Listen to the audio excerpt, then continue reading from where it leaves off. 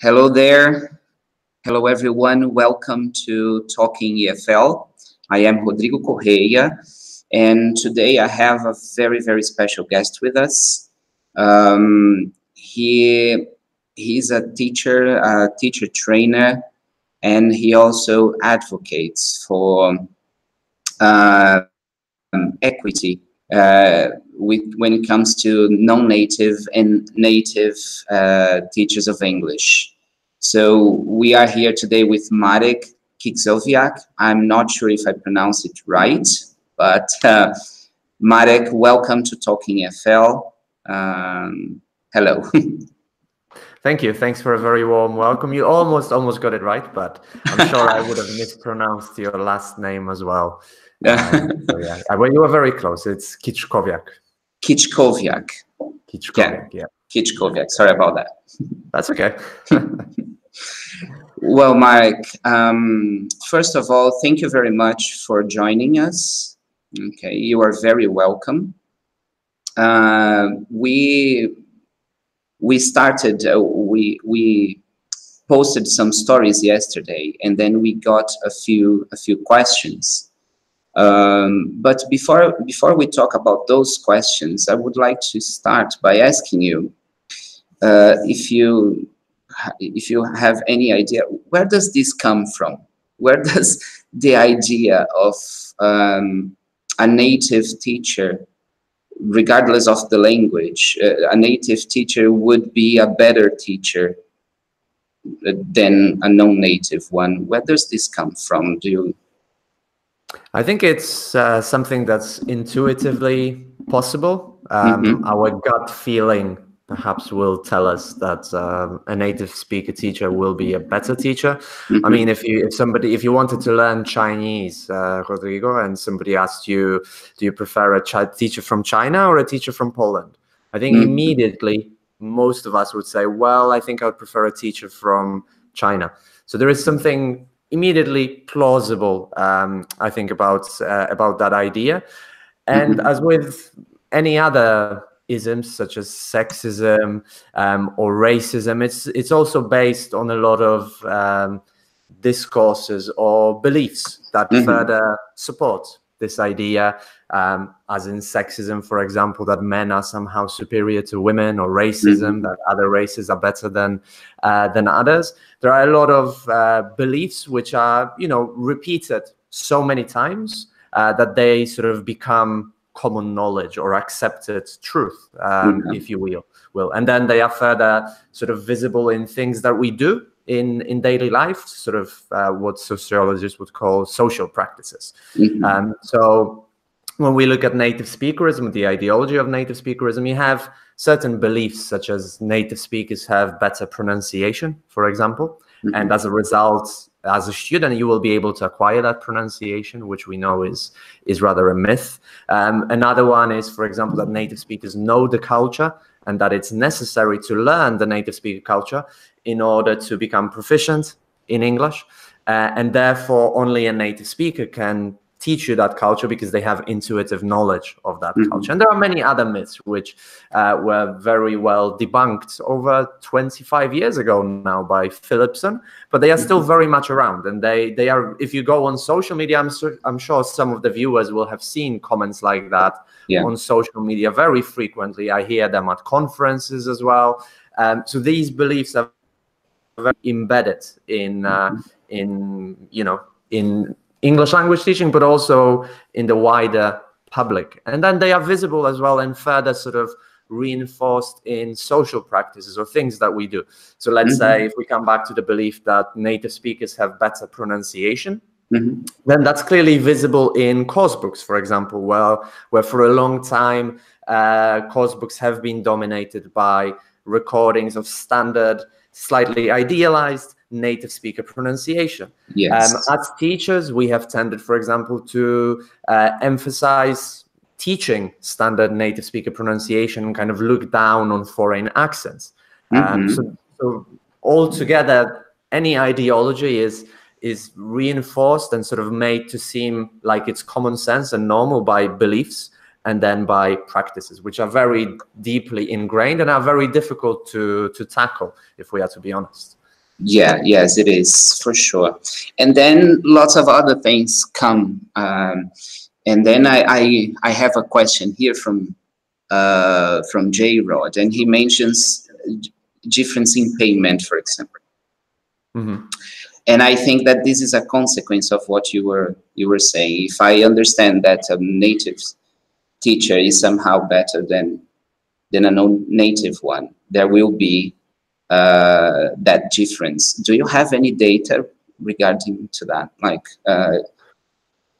No, I don't know what's the, you know, average difference, but it's definitely there. You know, it's enough to open your ears to all the stories that you hear from non-native speakers and the horrendous. And sometimes, you know, actually often you might see job ads where they clearly, the advertiser just states the salary scale, and a non-native speaker will yes. earn far less. And we shouldn't really be surprised by that, because if we look at sexism and the difference in pay between men and women, even though women have been fighting for equality for what, over 100 years now. Mm-hmm.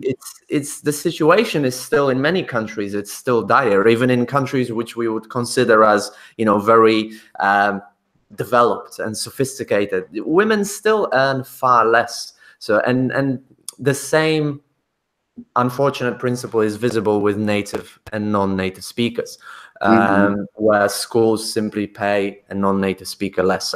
Fortunately, I have never worked for a school. In my life, I would never accept working for a school like this, but I know a lot of non-native speakers have had to accept job like that, and Yes. and I think it's very, you know, it really affects your confidence. It affects how you feel professionally about your own self as well. And if there are any school directors perhaps listening to us as well, I think it just has a very, very negative effect on the atmosphere in the staff room. You know, because if you have teachers who are paid less for exactly the same work that they're doing, I mean, that's just not right. You know? Yes. Teachers are equally qualified. Yeah, and we were talking about that right before the session, right? And working for a place that treats teachers equally creates a better atmosphere, and of course, the result in the classroom, which is the final goal of what we do, will be better, because everybody is going to be working concentrated on things that really matter, right? Because salary shouldn't matter at that point. We shouldn't be thinking about salary. But if I have to think that there is somebody earning more, as you said, by doing the same thing as I am doing, I will not work the same way. It's just not right. And I think, you know, perhaps a useful thing to say, to discuss now is what you can do if, as a non-native speaker, if you kind of need to accept a job, but the employer has told you that you will be paid less than an equally qualified native speaker. So, you know, it's obviously very easy from a position of someone who has a job to say, well, you shouldn't accept it. But I do think that even if you do accept it, I think you really need to bring it to the attention of the recruiter and really talk to them, and later on talk to the other teachers in the school, and perhaps take some collective action later on if you don't feel powerful enough on your own. We've had some recent, really powerful examples of collective action in ELT. For example, in Ireland, ELT, Ireland Advocacy, they've been organizing teachers into unions and helping them act together and against discrimination, low pay, and so on. And I think we do need to take action, because if we, of course, it's difficult when you need that job, right? And then you're offered a discriminatory position. Well, what do you do? You need to put bread on your table. But I think together we do need to also bring it to the attention of the recruiters that it's unacceptable. Maybe there are unions where you are in your country. Go and ask the union, speak to them. Maybe they can offer you some help as well. Maybe together with your colleagues, you could take some collective action or something like this. Because otherwise, I think these practices will unfortunately persist for much longer. It needs to be brought to the attention perhaps of somebody higher up. If there are institutions in your country that fight for equal pay, for social justice, and so on, then it might be worth contacting those, I think, you know, to try to fight this. Okay, and then this is interesting because it takes us to a next question. Claire asked us, what is the best way for native English speaker teachers to fight native speakerism? Because you were talking about a collective action and etc. But normally this comes from the non-native speaker. So how can the native teachers help the non-native ones to fight against them? Yeah, I think there are a lot of things that native speakers can do. If you're working in a school where you notice that non-native speakers are treated in an inferior way, be it in terms of pay or anything else, I think it's important to talk to other teachers about it, perhaps, and try to take some action together. Mention it to the school director, for example. You know, you could together as a collective group, you could write a letter, for example. But even just if you're afraid of doing that, or for some reason you can't, I think even just going up to the non-native speaker teacher and just talking to them and saying, like, look, I really support you. I think the way you are being treated is totally unfair, and I'm on your side. I think that's, you know, that makes already a huge difference. I think. Another thing, perhaps it's a more of an extreme action, but I've come back from a conference in Spain, and I was talking to an Australian teacher who teaches in Spain and previously taught in Italy, and he said that he's already refused several jobs because they were for native speakers only. I mean, again, he's a fairly experienced teacher now. He's got a Delta, so he can kind of choose which schools he wants to work for. But if you are in such a position, I think that's a decision as well that you might want to take, to work for employers who find equal opportunities important. Perhaps another thing is to, you know, in the classroom for both non-native and native speakers, to bring this to the attention of the students, discuss this issue with them. There are a lot of activities that you could do and discussion classes that I think, you know, I've done them with my students, and they're usually very engaged with it. For example, if you show them job ads, get them to discuss equality in general, equal pay, and so on, get them to write a job ad, and so on. You know, there are many things that as students could do, practicing English and also discussing this topic. So I think that's another important thing. You can talk to your teaching association.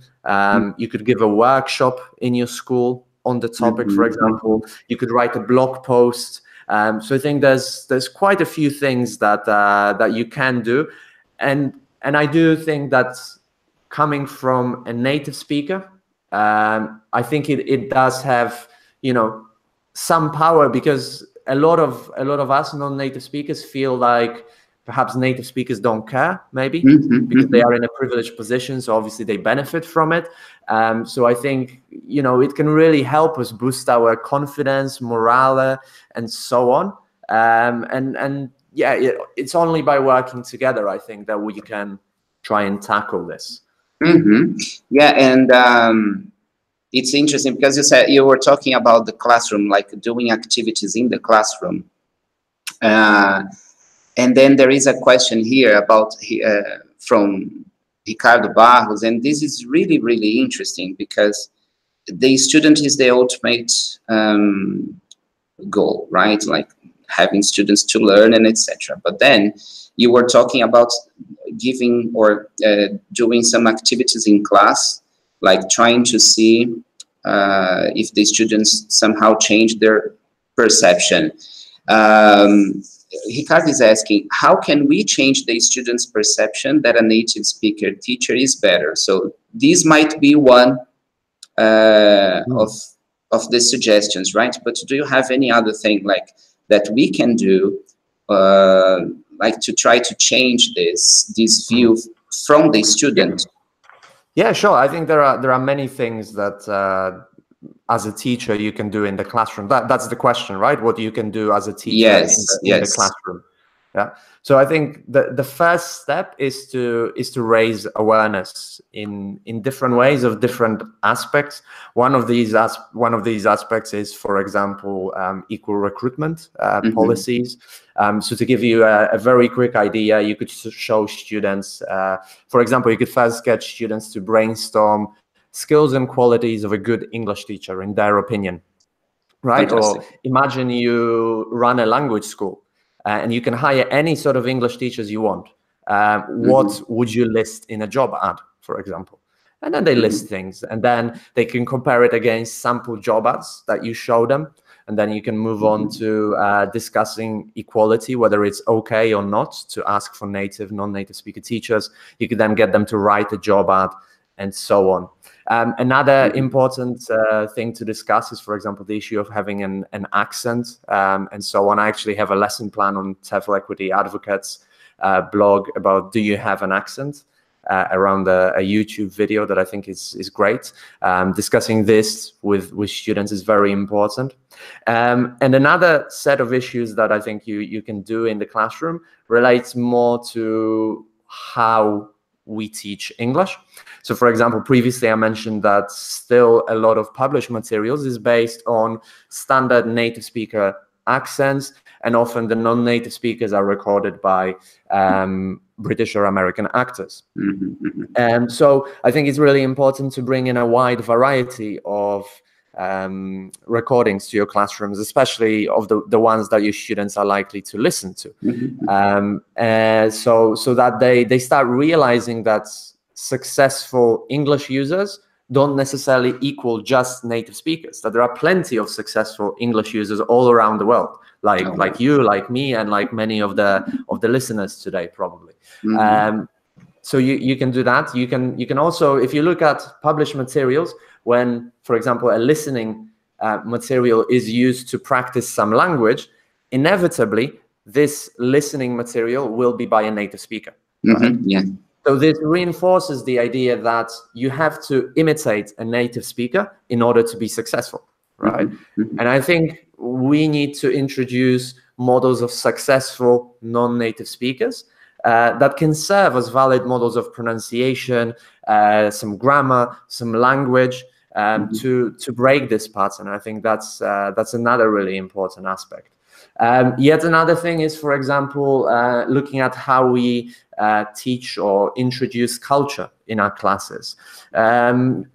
Things have changed, but still in many published materials, but also the way language schools advertise them, they use a lot of stereotypes of native-speaking countries. So you have American flags, red phone boxes, Big Ben, those sort of things, right? But really, our students will be using English in an intercultural, multicultural environment.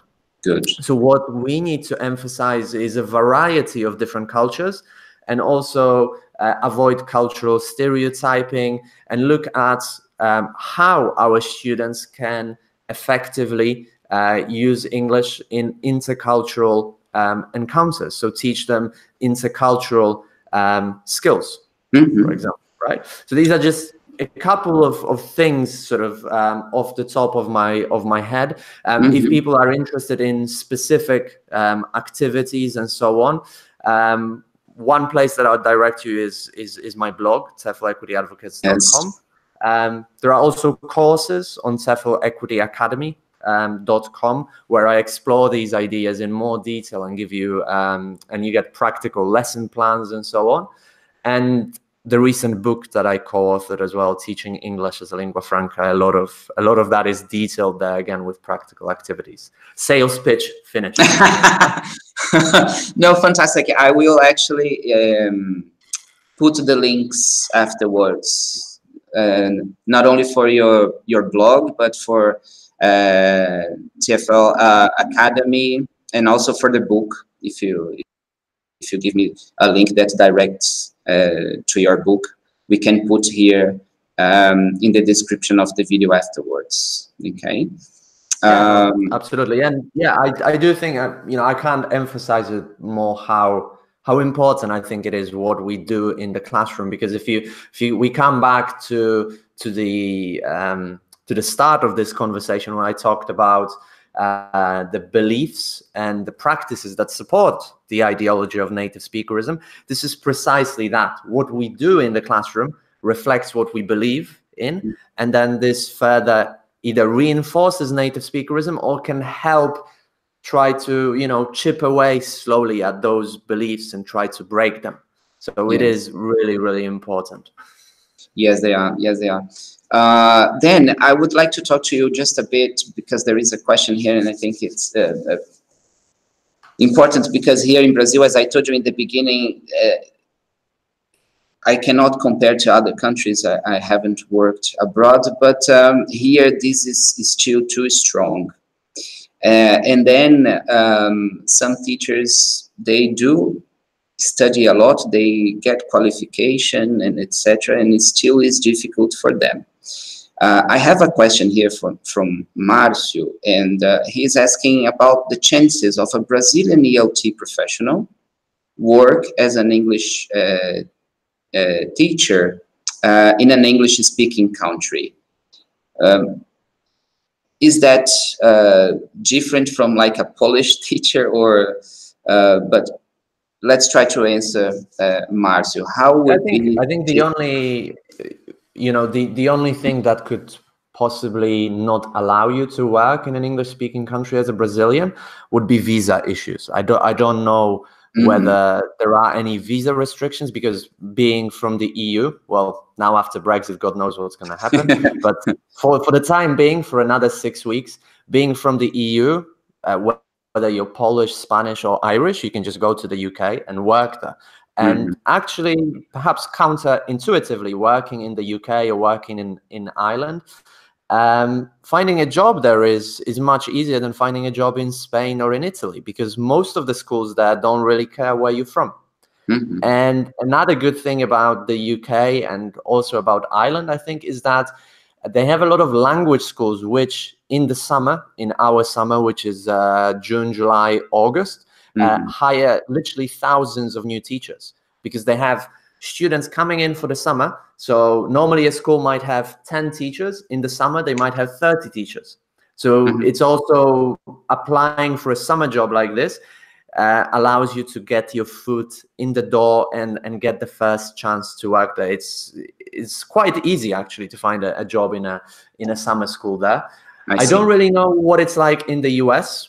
Again, I imagine that visa restrictions might make it difficult, but so I don't really have any information about that. I'm more familiar with Ireland and the UK. But if you're planning to come to Ireland or the UK, you shouldn't think about it twice. I think, you know, it's actually easier to find a job there, as I said, than in markets like Spain or Italy, where, you know, most of the job ads are for native speakers only.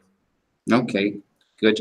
And then I think it's especially for private teachers, because one thing is, when you go to school, as you have mentioned before, I can simply say no to a school that only accepts native speakers, and then go to another one. But for the teacher who is trying to succeed as a private teacher, what advices would you give to them in order to sell their work, their job as a good teacher without being a native speaker? Yeah, I think I'll first start with maybe some advice specifically directed at non-native speaker teachers, and then I'll talk more general, perhaps, about some marketing advice. So I think one of the key things is to rebrand yourself, okay?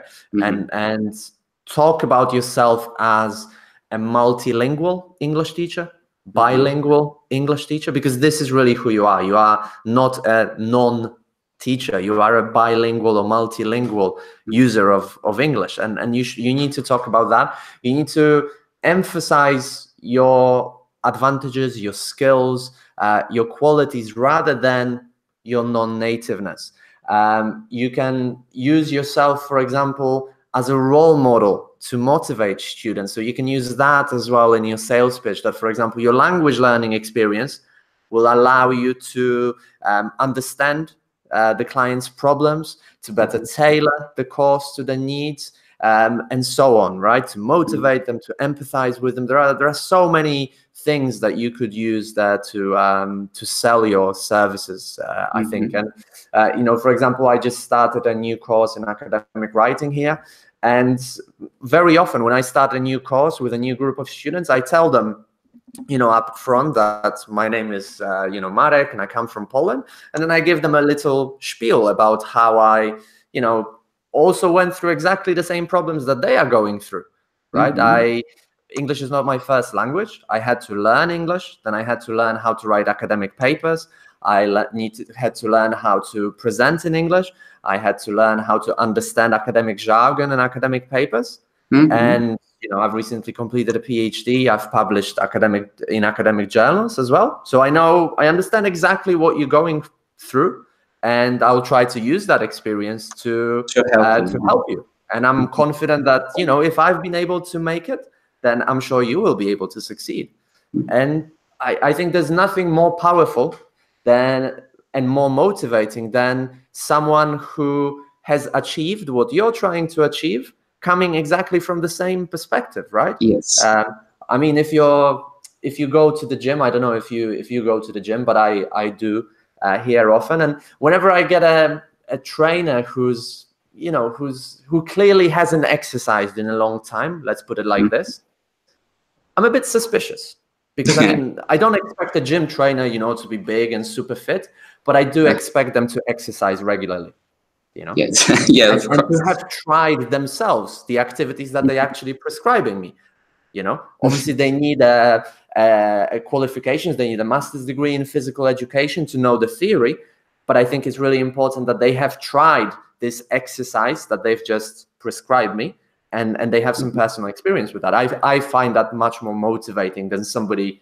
who has never been through that, right? So I think in a nutshell, I think you really need to rebrand yourself, look at the skills, qualities, your language learning experience that can be used as selling points, I think.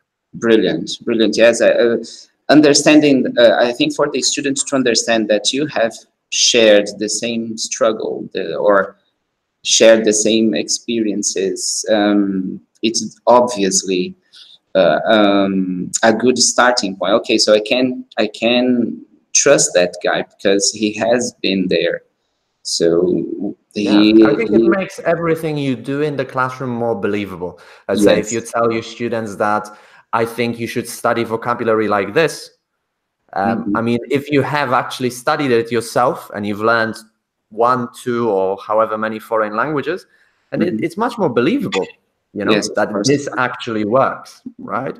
And I mean, apart from that, you know, how to sort of market yourself as a freelance teacher, I think first of all, you really need to find your niche, you know, and know who your target audience is. Don't be a general English teacher, be a specialist. Right, so be it exams, teaching pronunciation, task-based learning, aviation English, find something that interests you, where there is a market, and really identify who your target customer is, identify what the problems are, and then provide a solution to those specific problems that your target audience has. That's, you know, that's the basics of marketing and trying to sell anything. And then I think, you know, you need to somehow be present where your target audience is, be it on Twitter, Instagram, or wherever else you can find your audience, and post there regularly. You know, nowadays it's very easy to start a blog, for example, and blog about the problems that your students have. And then leave a link somewhere there where they can subscribe and download a free guide. For example, 6 steps to improve your fluency tomorrow, or something like this. I don't know. And then they download it, and then, you know, you email them further with valuable tips. And then some group of those subscribers will buy your courses, right? Yes, so that's, in a nutshell, that's how it works. Yeah. Okay. Excellent. Marek, are you have TEFL Academy So I would like you to talk about your projects for this year. Do you have any projects or anything that you would like to talk about for the year of 2019 so we can follow? Yeah, well, there's lots of things going on. My book, Teaching English as a Lingua Franca, I actually have a copy here. Let me find it. There you go. I'm quite proud of it. You know, it's nice when to have a physical copy of it. And looks beautiful. That was published in 2019, so it's no longer a plan. It was made reality in 2019. I'm very proud of it. It was co-authored together with Robert Lowe. And as you said, we can post the link below the video so people can, if they're interested, they can check it out. My other plans definitely involve TEFL Equity Academy. That's a project I've been working on and off because I'm busy with my full-time job at the university and previously with the PhD. But that's something I want to devote more time in 2019. And the basic idea is to help English teachers tackle native speakerism, to help English teachers promote equality, and to help English teachers teach English for global communication. That's behind basically the idea behind TEFL Equity Academy. And I'm also planning to give some more webinars. I had to stop recently giving them regularly, but I would like to come back to that and perhaps expand the variety of different free webinars. So these would be the main projects, but also going to conferences. So I've just come back from one conference in Spain, going to TEFL conference in Liverpool. If anybody is there that's listening, then definitely come and say hello. So yeah, I think these are the two main things really that I'm going to be working on this year. Yeah, unfortunately, we are not going to be at TEFL, but our colleagues here from Cultura Inglesa are going to be there. But Marek, I would like to say that you can use Talking EFL as your Brazilian house if you want to. So whatever you want to say or to do, you can count on us. We can share whatever you want to do. We also, and now it's a moment, I think, for me to say something about the Talking EFL blog as well, because we have a project called On the Map for those teachers who want to share experiences, but they don't feel like creating a blog because you have to keep up with content and etc. So you don't want that. Maybe you just want to tell a story, or you want to share a practice that have worked successfully. Not only in Brazil, but if you are watching and you are not in Brazil and you want to share something, you don't want to create a blog, but you want to share with other teachers, Talking EFL is a platform for you. You just contact us and we post it. That's it. I think this is one of the things that we can do, right, Marek? We can help each other. ELT community, I think it's growing. The sense of community is growing, and I think doing that can help us like achieve or thrive in this path, right? Yeah, absolutely. I think it's going as well with the interviews, promoting good practices, and then that's a project that you mentioned where teachers can send in blog posts and stories. I think that's great as well, because yeah, I do understand that having a blog is a commitment, right? You have to post regularly and so on. So I think that's a great idea. Okay, thanks. So would you like to say some final words before we go? No, thanks a lot for inviting me. If people have any further questions, if you watch it later on, once we're not live, then post them below the video. We'll try to answer them. You can always get in touch with me on Twitter and other social media, and and then I'm always looking to hear from other English teachers. If you're a non-native speaker who's struggling, doesn't know how to find a way in the ELT market, then definitely get in touch with me. Fantastic, fantastic, Marek. I can't thank you enough. I think it was a very interesting talk, and I am sure that whoever watches this afterwards are going to profit from it somehow. Thank you very much for doing this with us. Yeah, thanks a lot. Bye, Marek. See you. Bye.